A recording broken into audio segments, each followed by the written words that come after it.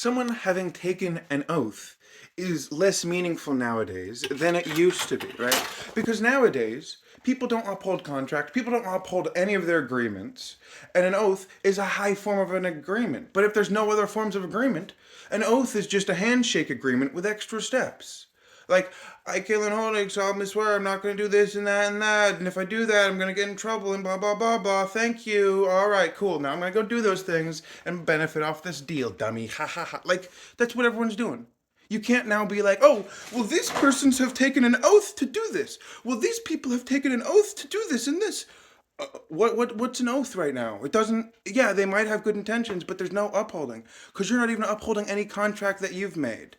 When you signed, when you got your license, you said, I'll drive in a way that's not going to endanger public safety. And now you're out here every day justifying going above the speed limit, tailgating people constantly, and doing whatever havoc you can because you're like, and then you want to be like, well, these people made an oath. And you've made an agreement that you're blatantly disregarding. So it doesn't matter, does it? It doesn't. Because you don't care. So why should they? It's so disgusting.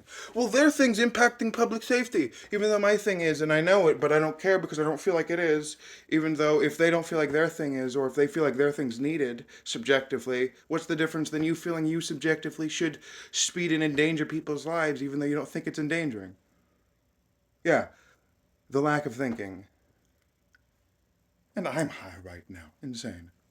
You are saying, hey, these people took an oath. We need to take them and hold them at a high standard, while you took an agreement to something and you don't want to be held at any standard of anything because you feel like you should be able to endanger public safety by going over the speed limit and tailgating people, even though we know those are bad things to do.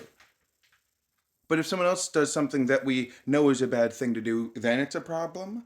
That seems a bit hypocritical, buddy. Seems a bit hypocritical, no? It's insane. You're insane.